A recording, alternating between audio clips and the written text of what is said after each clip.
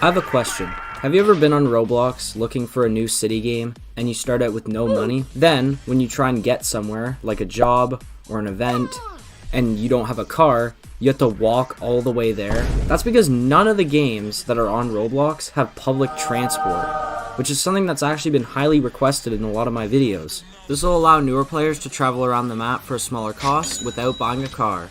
Let's get into it. So for public transport, there's a couple options you can pick. You can pick metros, buses, trains, or taxis.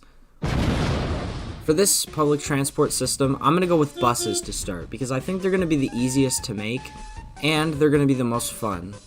But what's the first step in making a public transport system with buses? Well, obviously the buses. So I started building the base of the bus by taking a car that I made in a previous video, deleted the top half, stretched it out, and started working on the body for the bus. The next thing I was going to add was very important to the bus. Every time you've seen a city bus, there's probably been a screen on top of the windshield that'll tell you different things. So I think I need to add that to my bus. So after finishing the modeling of the base of the bus,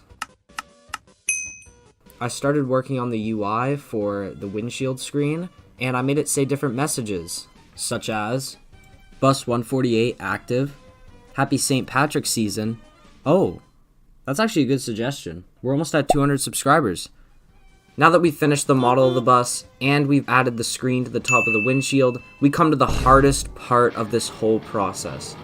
Getting the damn bus to drive. This was so hard. This took me like 5 hours to get the values right because for the bus to drive properly, you need two values to be right. You need the torque property and the steering torque property. And if those values aren't right, your bus either doesn't turn or turns the opposite direction. But luckily I fixed it. After giving the bus a fresh coat of paint, by the way, the wheels aren't normally like this. This was just for testing the driving. It's time to make the doors. No, not that doors. The bus doors, which I actually got done after a little bit of coding. Just maybe the doors were a little buggy, but they work now, so that's what's important. But now, it's time to add some stops that the bus can go to. So I started by building this little overhang bus stop that the players will wait at for the bus to come. And then I started giving the street some street names. And for the street names, I looked in my comment section and in my public subscriber list. Wait. It turns out the endings to street names actually have meanings. They're often used for main roads or those in a good pattern. Avenue typically refers to a wider, more prominent road. Yeah, I actually do not care about that. I'm going to put them all in a wheel and pick them randomly. These are the street names that I came up with. We have Mason Road for Molten Mason, Robot Street for Robot Boy, Aaron Drive for Aaron XX, and Rutgerson Boulevard for Ollie Rutgerson. I hope I'm pronouncing that right. So now, we're almost done. All we need to do now is make the bus drive by itself. Because if we let players drive these buses, there's a lot of bad things that could happen.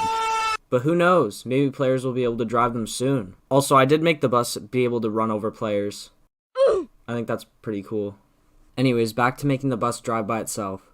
I first realized when I looked at my map that there actually wasn't a complete route that the bus could take, so I had to extend the road a little bit to actually make a circle that I could follow. Next, I placed the points that the bus was going to go to around the map, with some being green and some being red, which indicates that the bus is going to stop.